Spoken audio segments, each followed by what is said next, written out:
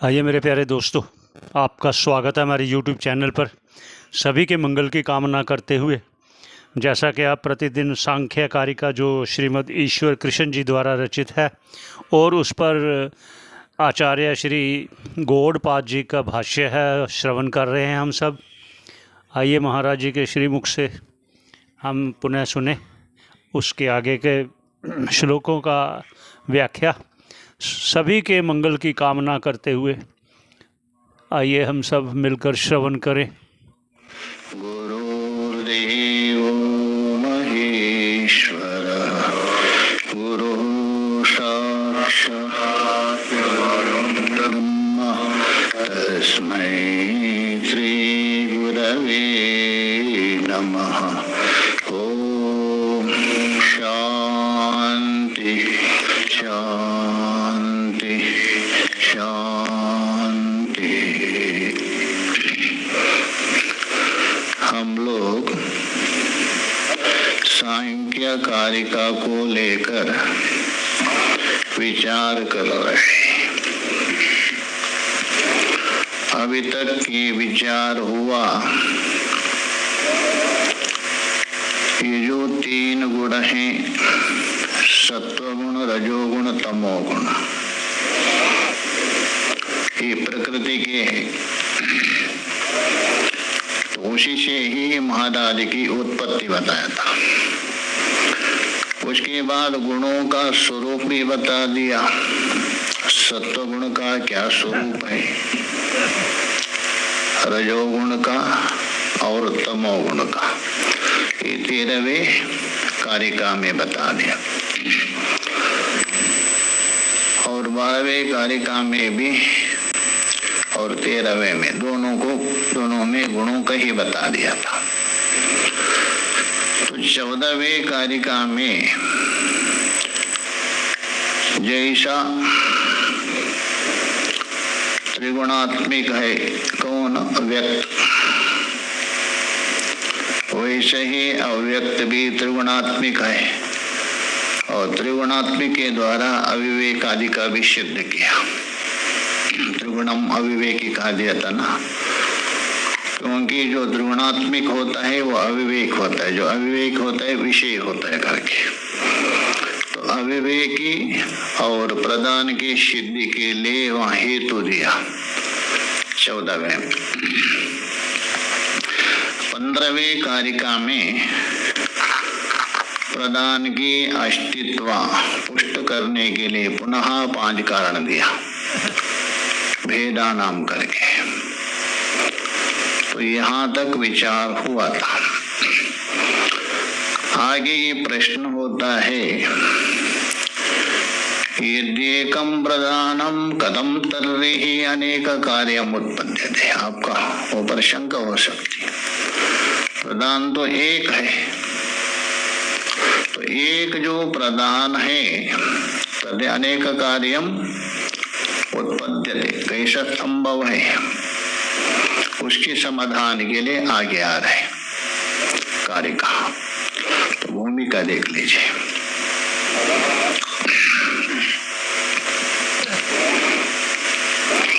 अतस्य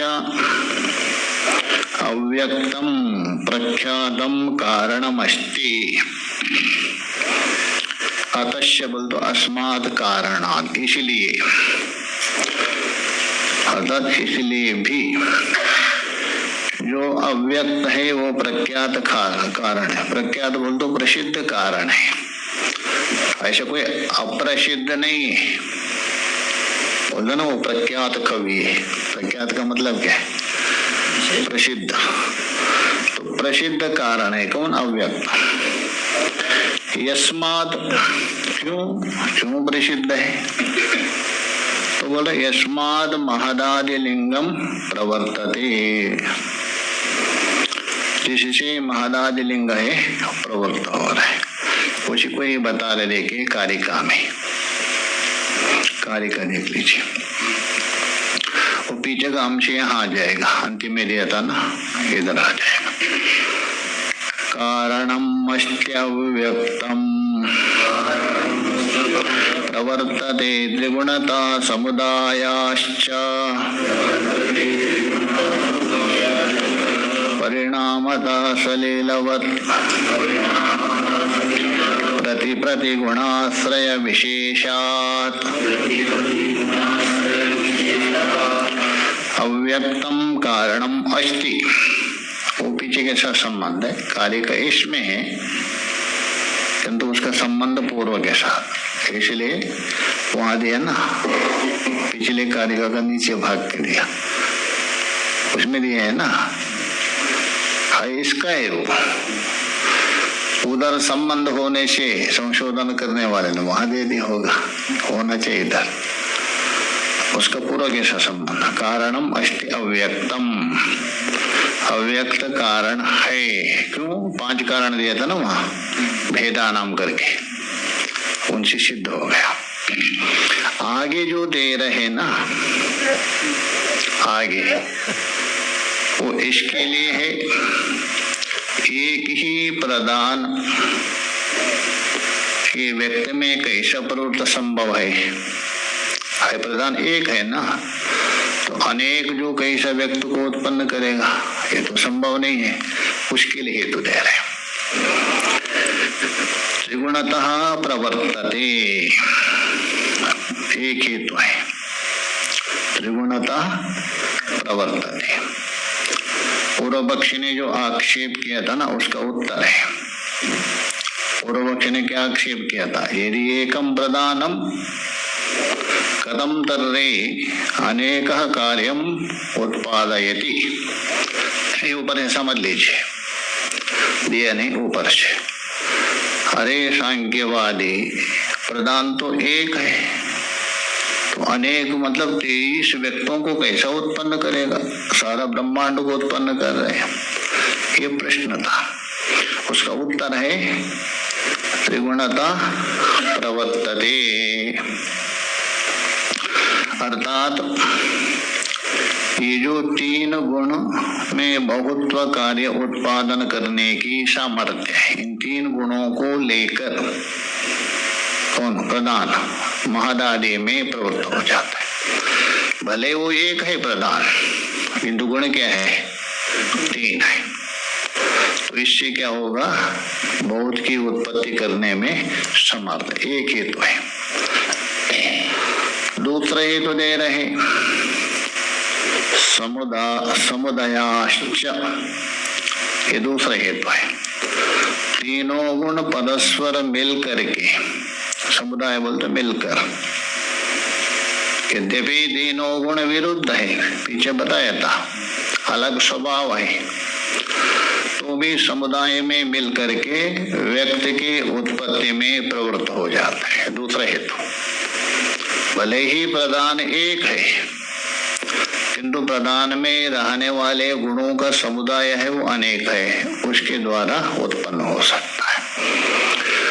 दोबारा यहाँ प्रश्न हो सकता है,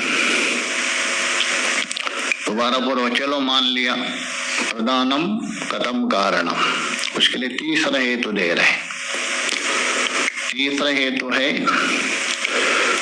परिणामतः, ये तीसरा हेतु है परिणामतः। उसके लिए दृष्टांत है सलिलवत। चलो आपका बात मान लिया, प्रधान एक है, त्रिगुण है, प्रवृत्त तो हो रहे, तो भी 3 गुण है, उससे युक्त प्रधान है, तो अनेक कैसा उत्पन्न हो सकता है? उसके लिए उत्तर दिया सलिलवत परिणामतः। जैसा जल एक है, एक ही जल, भाष्यकार समझा देंगे, तो अलग अलग रूप से परिवर्तन होता है जल, कभी बर्फ है, कभी अमुक है, भिन्न भिन्न। तो इसलिए जल के समान प्रदान भी परिणत होकर 23 व्यक्त हो सकते हैं। ये हो गया परिणामतः सलिलवत। चलो मान लिया परिणाम से तो हो गया, तो भी जल के समान, तो जब एक प्रधान है उससे 3 गुण है तो लोक में वैषम्यता कैसे आ जाएगी? 3 गुण वाले प्रधान एक है उससे उत्पन्न हो रहे तो विषमता तो नहीं होनी चाहिए ना, समान होना चाहिए। उनका उत्तर तो आप भी दे सकते हैं। माता पिता क्या है? एक है। उत्पन्न हुए संतान में विषमता नहीं आती क्या? हाँ आती क्या? नहीं आती है। अब एक योगी हो सकता है, एक भोगी हो सकता है, एक रोगी हो सकता है। एक है त्रिगुण से युक्त प्रधान एक है उससे अनेक रोग उत्पन्न, किंतु विषमता क्यों है? उसका उत्तर है आगे का। प्रति गुणाश्रय विशेषात। प्रति बोल दो वीप्सा अर्थ में, प्रत्येक गुणों के आश्रय लेने से उनमें विशेषता आ जाती है। जैसा आकाश से बारिश एक रूप से सर्वत्र धरती में समान रूप से गिर रहा है, बारिश में कोई भेद है क्या? नहीं। किंतु वही जो जल है अलग अलग रूप से परिणत हो रहे हैं।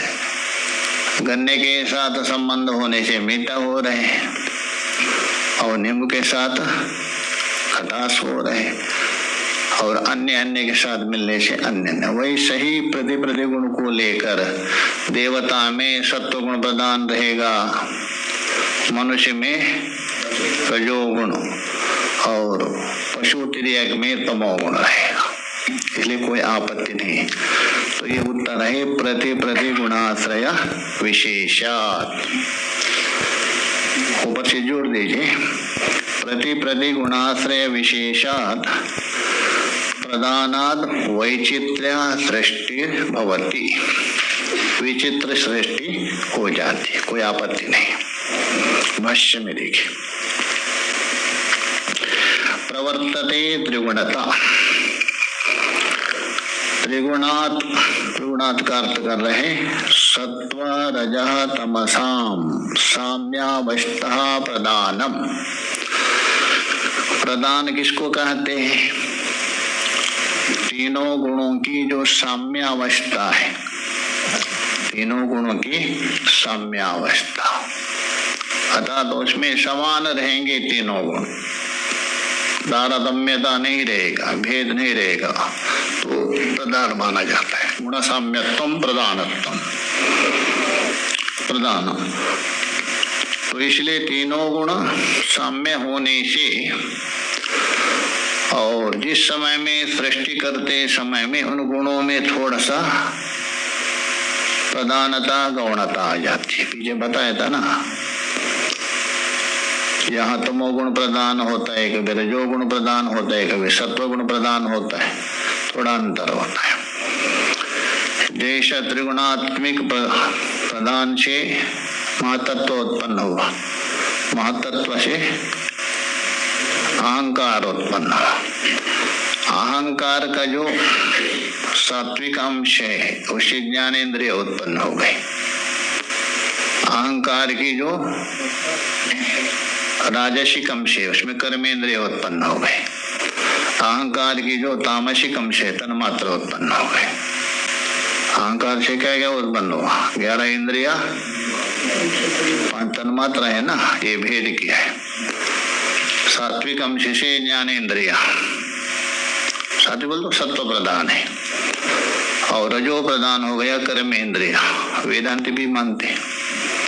और तमो प्रधान तन्मात्रा, सृष्टि तमो प्रधान हुआ, वेदांत में भी स्वीकार किया। ईश्वर की तामसिक शक्ति के द्वारा उपादान है, सात्विक के द्वारा उसको निमित्त नहीं बताया था पंचदशी में, भूल गए होंगे। तामसिक को लेके उसको क्या माना था? उपादान, और सात्विक को लेकर निमित्त माना था, वेदांत भी मानते। तो इसलिए इस प्रकार उत्पन्न होते हैं। तो इसलिए बोले गुण साम्यावस्था, साम्यावस्था प्रधान। तो इसलिए 3 गुण होने से 3 गुण मिलकर के प्रवृत्त होते हैं। किसके लिए? व्यक्तादि के उत्पत्ति में एक हेतु। दूसरा हेतु दे रहे समुदायात,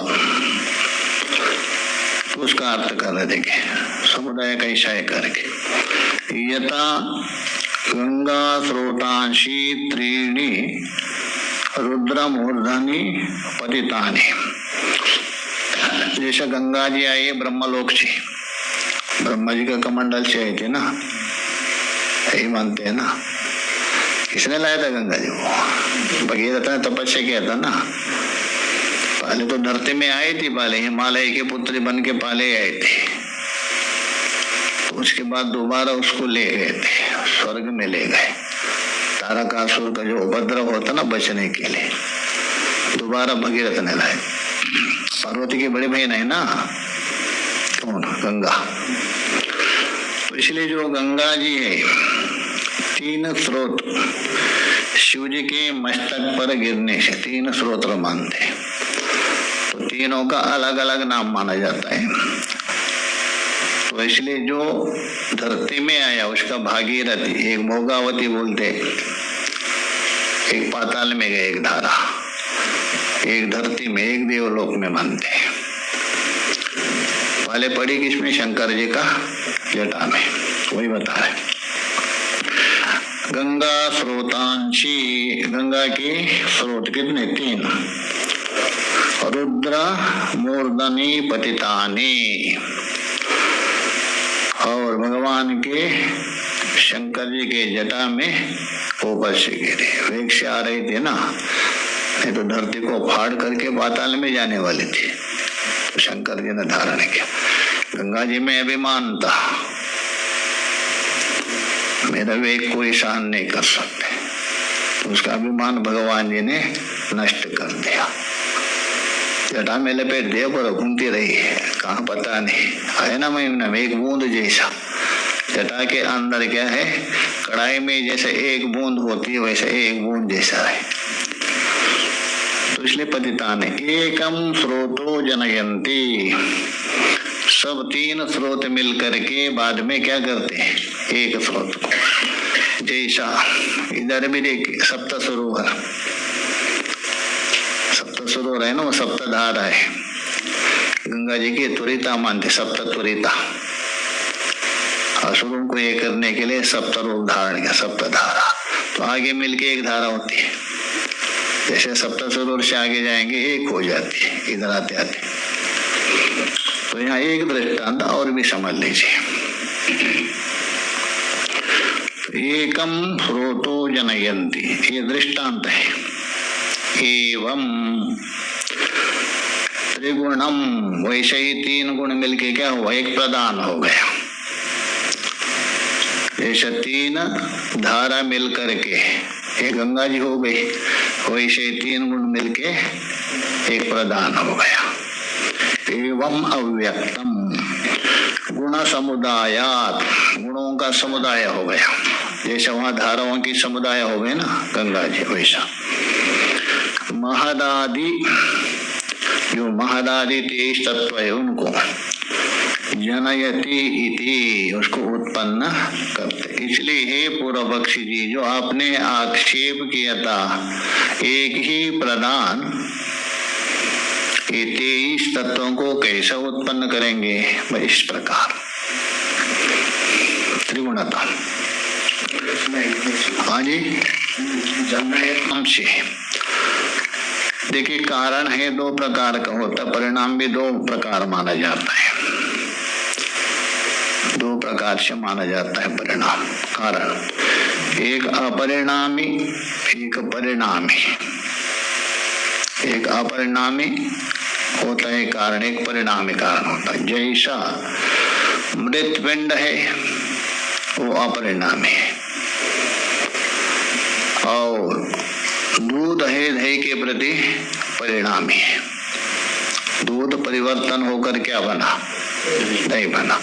मिट्टी परिवर्तन नहीं हुआ, मिट्टी जैसे ही है, घट रूप से उत्पन्न।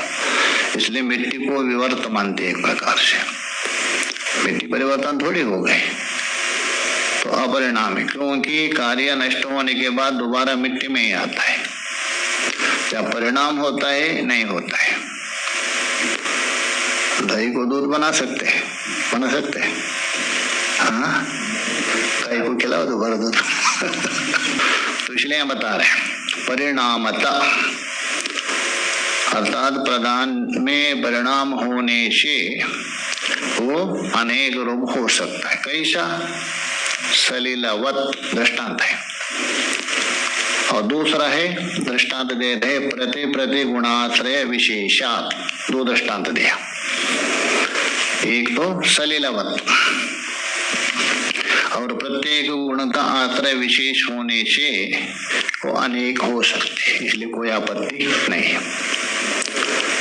जैसे देखिए स्पष्ट करे भाषाकार, एकस्मात् प्रदानात्, एक ही प्रदान है, त्रयो लोकः, तीन लोक है ना, कौन?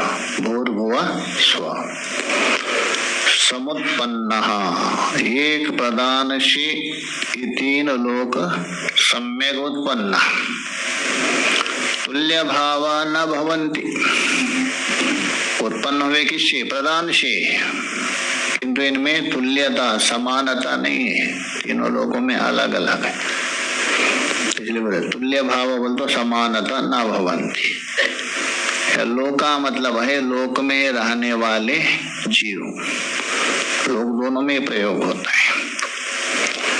शरीर को भी लोक कहा जाता है, और ये शरीर जिसमें रह रहे उसको भी लोक कहता। हम लोग कहाँ रह रहे?